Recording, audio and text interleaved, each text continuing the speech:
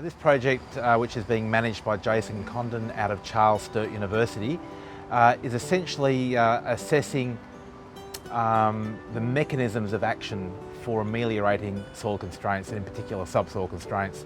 So he'll be trying to tease out the ways that lime and gypsum might work in interaction with other organic and inorganic amendments. So a lot of the work that's traditionally happened in the field of soil amelioration and trying to understand how and why the amelioration works has been based on single constraints. However, through negotiation and understanding with several of the grower groups working on the project, we've got a pretty good understanding now that constraints don't happen on their own. They always happen in combination. And that might include, for example, soil acidity with soil compaction and also nutrient stratification. There are some examples where if you've got constraints in your soil, you might not be able to grow a crop. Whereas if you address these constraints, you can grow a crop. So you've got a very significant economic potential there.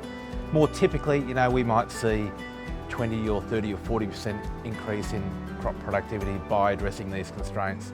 So I guess a measure of success here is that farmers are adopting amelioration strategies where they're economically viable.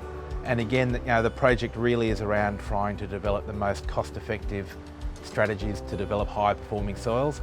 And if these strategies result in economic benefits, we're certainly looking at trying to roll them out into farming systems through our grower group networks, and then hopefully they're adopted further. So the project itself has got significant internal and also external collaboration.